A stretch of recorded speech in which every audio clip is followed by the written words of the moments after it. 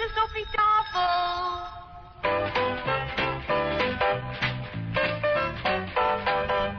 The makers of Epic Pure Sunflower Oil, Purine and Pret Cooking Fat, Yum Yum Peanut Butter, Maple Margarine, and Niblets Cheese Twists present the Epic Casebook.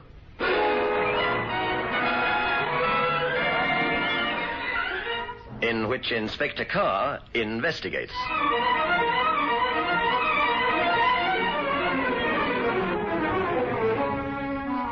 Good evening. Man proposes, but fate disposes. No, I'm not about to embark on some profound philosophical thesis. It was just that, as I was gazing through my casebook in order to find a story in which my line of investigation and the surrounding circumstances differed from those I've related recently, I came across a number of crimes that might have gone into the unsolved section of our files had it not been for some chance act that no one could have anticipated. It is this seemingly trivial and unpredictable intervention in the course of human activity which makes the perfect crime almost impossible. Had not a dear old lady dreamt that there was gold underneath the cement floor of the garage and paid for it to be dug up, the body of the previous tenant, Mrs. Mayhew, would never have been discovered, and her husband would have gone unpunished. Had not a dog, being exercised, decided to go chasing after a cat in Boreham Woods, Olive Henderson's body would have remained undiscovered until the following morning, by which time her killer would have escaped overseas. As it was, George Barker was arrested as he was about to board a ship. Take the story I'm going to tell you tonight. Had a holidaymaker not inserted his sixpence in the telescope on the top of Marlow Cliffs, he would not have seen Stephen Mannering disappear from the dinghy from which he was fishing, would not have raised the alarm, and his body might never have been found. Let me tell you about it. I've called my story The Waters of Death.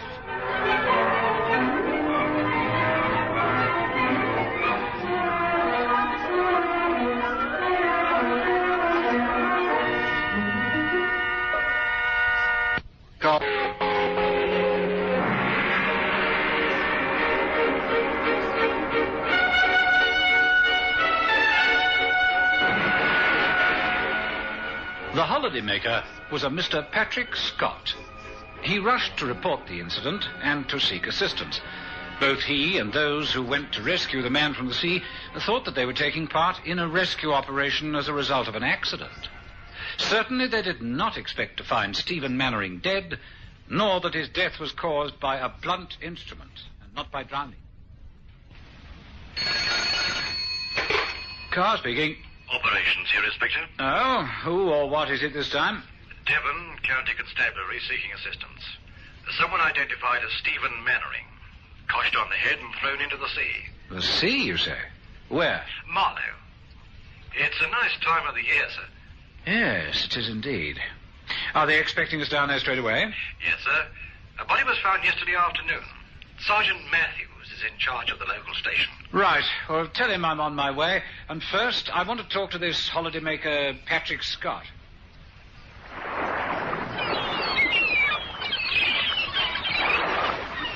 Well, now, this is the spot, Inspector. Ah, a delightful spot it is, too. Oh, this is the telescope. Yes. Took me quite a shock, I can tell you. Yes, I'm sure it did, Mr. Scott. Now, you put your sixpence in this machine like... Yes, so. That's right, sir. Yes.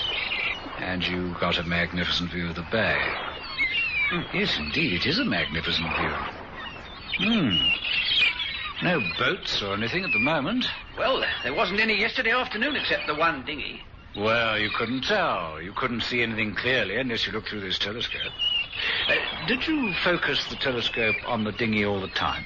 Oh, no, Inspector. No, I arrived at the Marlow Cove Hotel yesterday morning. Yeah. Just started my holiday. After tea, I thought I'd take a constitutional along the cliffs. I saw this telescope, and I thought I'd have a deco at the bay.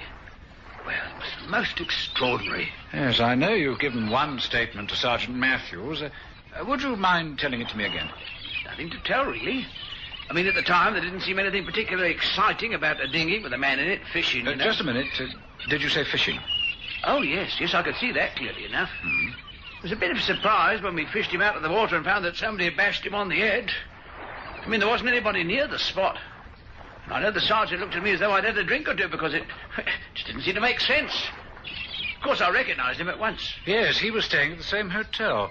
Had you spoken to him? No, not really. I saw them in the morning when I checked into the hotel, and then I heard them as I was unpacking my things. Heard them? Well, I suppose every couple has a row now and again. Not that I know much about it, being a bachelor. Oh? You heard Stephen Mannering quarrelling with his wife? Yes, it was a bit embarrassing for me. You know, these modern hotels, the walls are as thin as cardboard. I didn't want to eavesdrop. Well, there seemed to be three of them, really, all having to go at each other. His brother... Just a minute, Mr. Scott. You said he and his wife and his brother. Oh, yes. I'm sure it was his brother. They all seemed to be having to go at each other. Could you hear what it was about? As I say, I wasn't paying much attention. Something to do with shares. I could hear something about accountants and divorce. Divorce, you say? Yes, I heard that distinctly. I decided then I should go downstairs. I didn't hear anything that might be of any help to you, I'm afraid. Thank you, Mr. Scott. What happened when you rushed to get assistance? Well, I ran as fast as my feet would carry me to the jetty. Luckily, Mr. Hayes was there with his boat. So I jumped in and we went after him.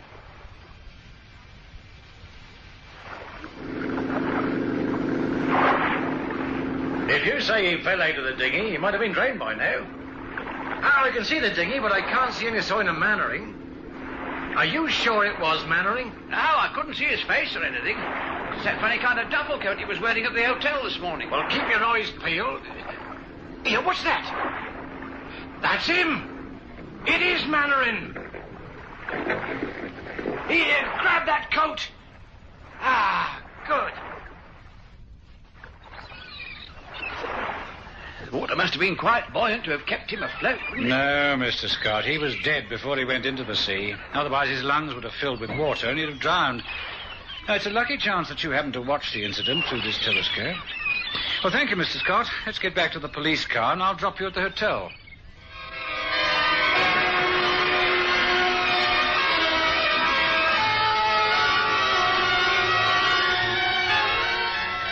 I was as puzzled as the Criminal Investigation Department of the Devon Police.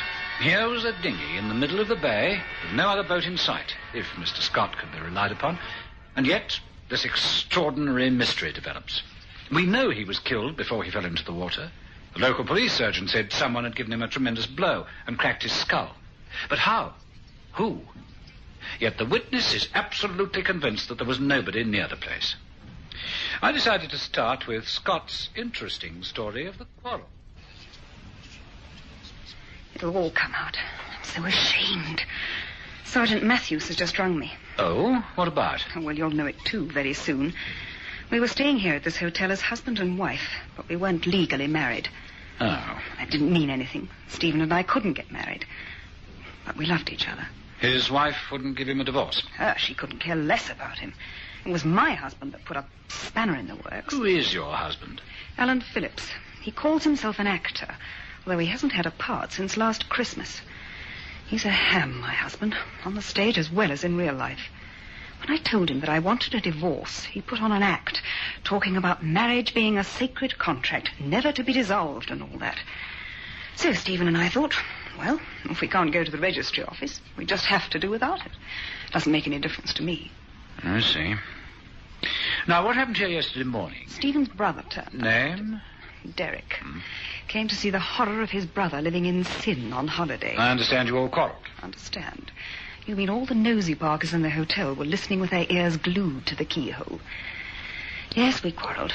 There was Derek, the pillar of society, threatening to throw Stephen out of the family business unless he went back to his wife. And your husband, I beg your pardon, Mr. Mannering? You may well ask. 100 times he used to swear he'd make any sacrifice for me, and that miserable little crawler actually considered going back to his wife.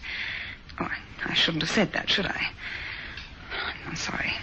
But don't you see, now he's been killed, don't you see where it leaves me? What it makes me? Have you any idea who killed him? No. Yes, I have. Why should I shield him? Stephen's father made a peculiar will. The shares of the company weren't to go outside the family, should one of the 3 shareholders, that is, the mother, Derek Mannering and Stephen, die without leaving children. Then the shares would have to go to the remaining members of the family. And Stephen Mannering has no children? That's right. So his shares will go to Derek and the mother. Quite a coincidence, don't you think, Inspector? I see what you're getting at, Mrs. Mannering. Or rather, I should call you... What's your married name? Phillips. Tell me something about your movements yesterday, Mrs. Phillips. Stephen said he was going fishing. What happened to the brother? He wouldn't even stay for lunch. Went off with a triumphant grin on his face. Because Stephen had agreed to go back to his wife? Yes. He said he'd go fishing. He hired a dinghy belonging to this hotel. And what did you do then? Me? I stayed here in this room. How long? I really don't know. You mustn't ask me these questions, Inspector. Say for an hour or so. First, I wanted to leave here immediately. I'd already written a letter to Stephen, but then I tore it up and thought I'd have another chat with him when he came back. So I waited in the hotel lounge. I had a couple of drinks at the bar there. The barman will confirm that. Then I went to the terrace and read my book. Mr. Scott happened to see the empty boat just after tea. Do you remember what you were doing at that time? Yes, I was here on the terrace. Doing anything in particular? Reading a book. Now listen, Inspector. Let's not cross verbal swords, madam. I'm only trying to get to the core of the mystery. Your husband, or rather the man you wanted for your husband, has had his skull cracked open and his body thrown into the sea. You'd like us to find the person who did it, wouldn't you? Of course I would. I know I said some nasty things about him. I did love him. My whole world is topsy turvy. Will you go back to your husband? No.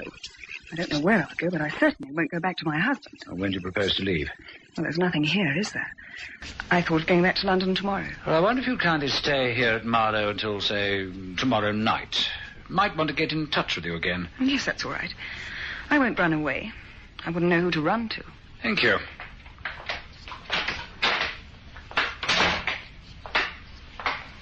Oh, Mr. Scott. Oh, I've forgotten you were next door. Do you mind if I have another word with you?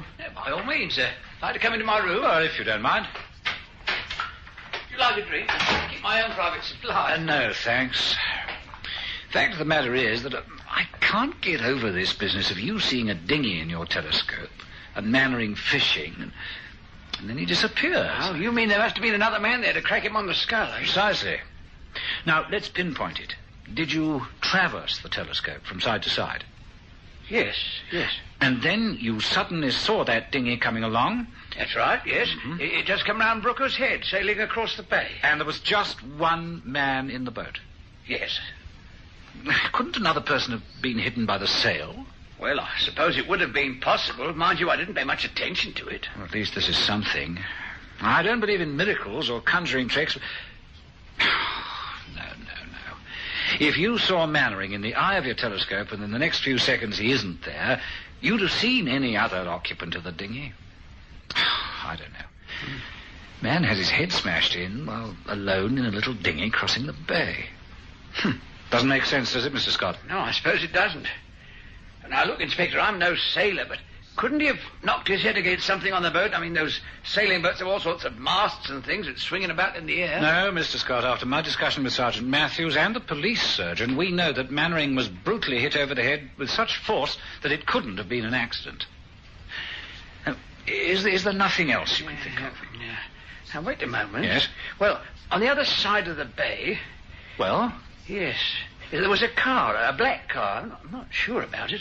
Just had a glimpse of it. You say it was the other side of the bay. Yes, now, how would you know it was a black car? Have to be a powerful telescope.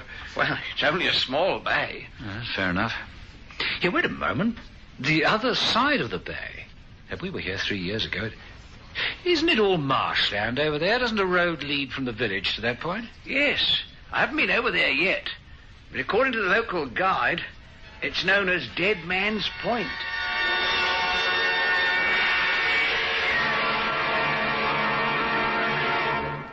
Were we really onto something? Or was the dramatic name, Dead Man's Point, influencing my desperate search for a clue? Whatever my reasoning, I decided to concentrate on that aspect. Look, Sergeant Matthews, I know you haven't got a large force in a small place like this, but Dead Man's Point must have some significance. Why is it called that? Well, I believe at the time of the Armada, they found a dead Spanish sailor there. Well, what do you want us to do, sir? Well, Scott says he saw a black car. Rather a sticky place to drive a car. The road peters out, and all there is a marsh. All the more reason. Find out if anybody's been seen in a car like that. Check the petrol station in the village. In a small place like this, every stranger's conspicuous. See whether anybody was here who attracted the attention of the people in the village. Right, sir. Try the pub. Try the verger at the church. Lots of people visit the old church. Well, you know, the usual routine. Yes, sir. I'll do that, sir.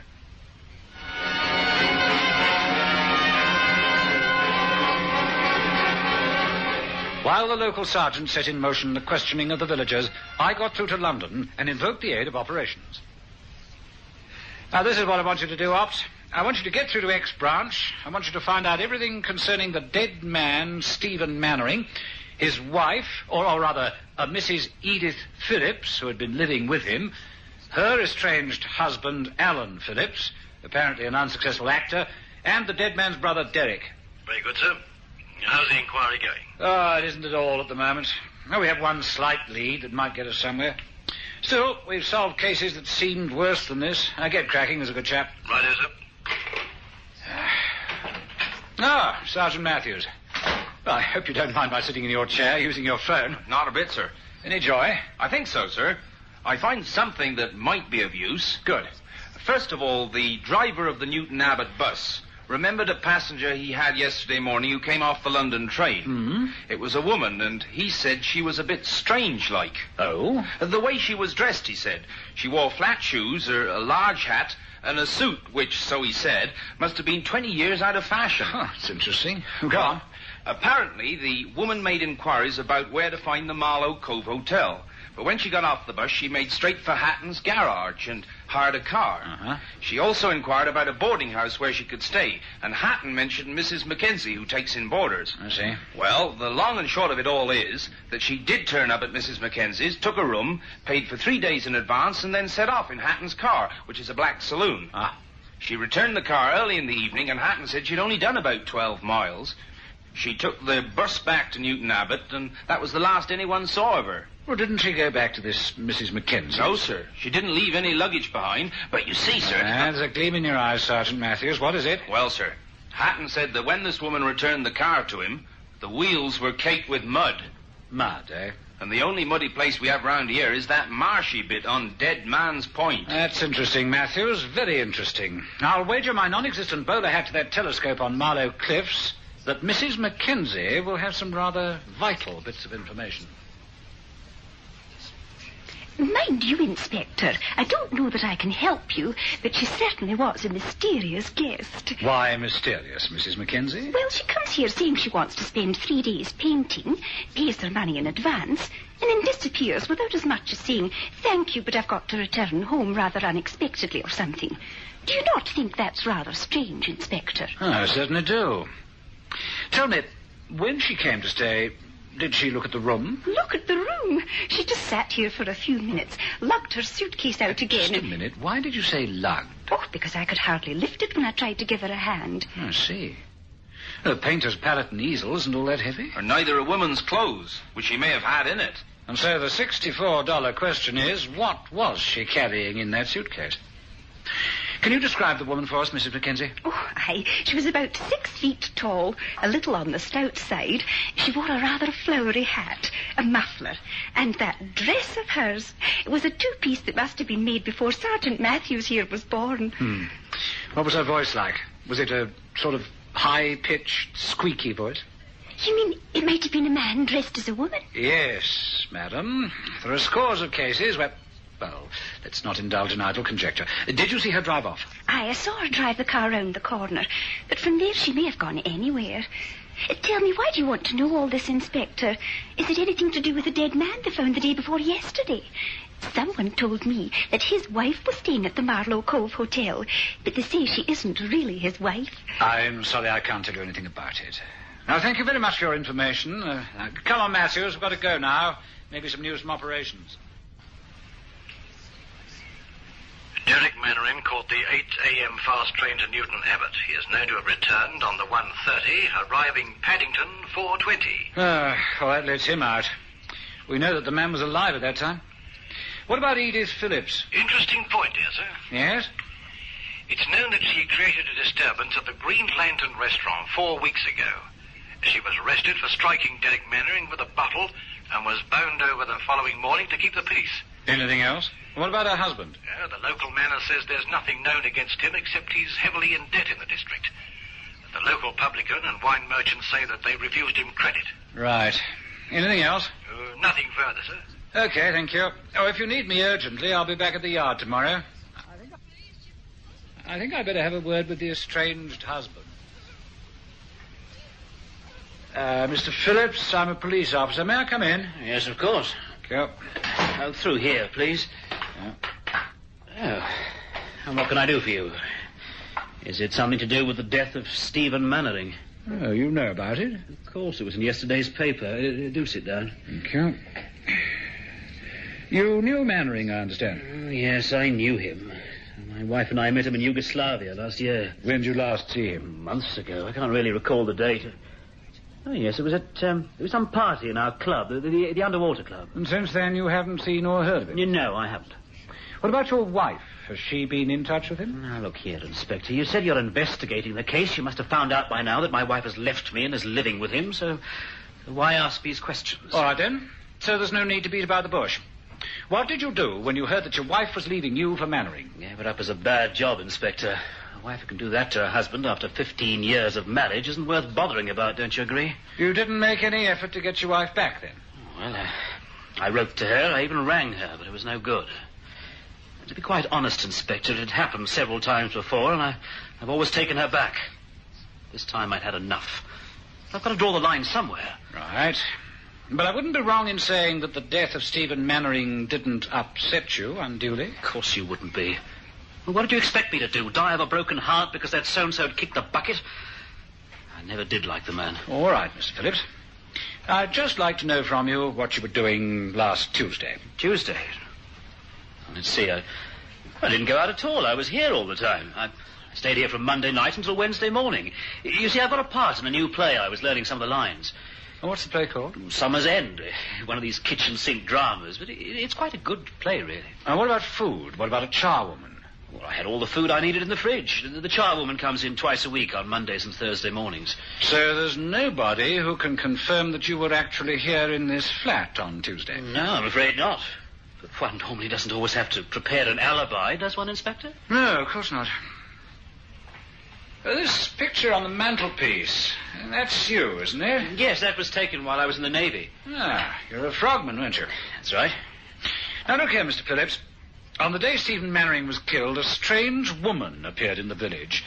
From the description, it may appear, I say it may, mind you, that she wasn't a woman at all, but a man dressed up as a woman. Now, for an actor, it'd be quite easy to do that, wouldn't it? Steady. Now, hear me out. We got a very good description from the owner of the boarding house where that woman took a room.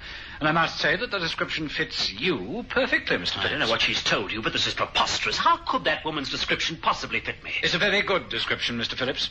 I put it to you that you took the night train to Newton Abbot. Then you took the bus to Marlow, where Mannering and your wife were staying. Knowing Stephen Mannering was fond of sailing, you watched for an opportunity to kill him while he was actually in a boat. Rubbish. There isn't the slightest grain of truth in it. Isn't there? When you saw that Mannering had taken a dinghy out from the Marlow Cove Hotel, you took your diving equipment, which you'd brought from London. What did you have in the case, Mr. Phillips? Oxygen bottles? This is quite Don't interrupt me, Mr. Phillips. You then drove the car you'd hired from Hatton's garage to Dead Man's Point. When you saw Mannering sailing across the bay, you put on your diving outfit, swam underwater to his boat, knocked him over the head and pulled him into the water, correct? It's all lies. I wasn't near the place. I didn't even know Edith was there with him. I told you I'd been here in the flat all the time. Mind if I search your flat? I haven't got a warrant, but I can easily get one. A sergeant could be here. Why do you want to search my flat? Well, I'd expect to find an olive green muffler, a flowery hat with a broad brim and a bow, and a woman's two-piece costume. All right, you win. I loved Edith. She was more than my whole life. No matter what she'd done to me, all I wanted was to get her back. I thought that once Mannering was dead, she might... Don't you understand, Inspector? The thought that she was living with this man drove me mad. It's like the last line of a play. Right, Inspector, you've solved your case. Have you got your handcuffs ready? I don't think it'll be necessary, Mr. Phillips. Just pack a few things, come with us to the station, where I propose to charge you with the willful murder of Stephen Mannering. You were very sure of me, weren't you? I suppose you knew I'd killed him all along. Good heavens, no. You were suspect, obviously, but you gave yourself away. You made a silly mistake. Well, listeners, what was Alan Phillips' foolish mistake? Did you spot it? Not sure? Well, listen to the commercial, and I'll be back to tell you. I know this is your favorite program, love, but Shouldn't you be baking for tomorrow's birthdays? There's no hurry. I'm taking the easy way. I'm baking 4 maypole cakes in one batch. 4 maypoles? You mean they're all going to be the same? Same light, fluffy texture, same moist flavor, yes. But they'll have different frostings and fillings. You know, chocolate, orange. I know. You're trying to blind me with domestic science. It's very simple. I'm making my usual foolproof maple margarine cake 4 times, that's all. Maple has its own light blending texture that gives you light-hearted confidence cake after cake. If it's worth doing right with pure, light-textured maple margarine. No doubt about it, maple margarine, a truly great product.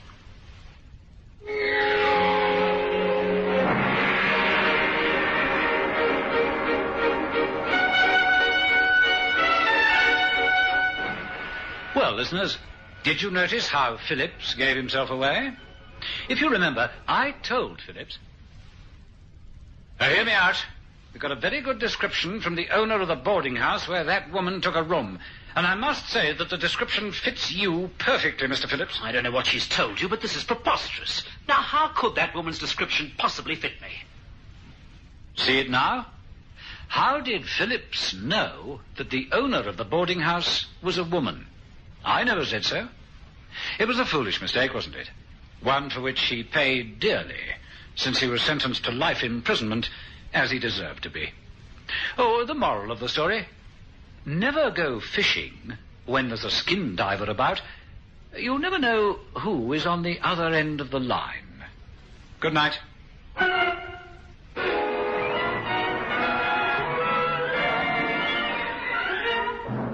The Epic Casebook was produced by Michael Silver for the makers of Epic Pure Sunflower Oil, Maple Margarine, Yum Yum Peanut Butter, and Niblet's Cheese Twists, with Hugh Rouse as Inspector Carr. Listen again next Thursday night at 9:30 to another exciting story from our Epic Casebook.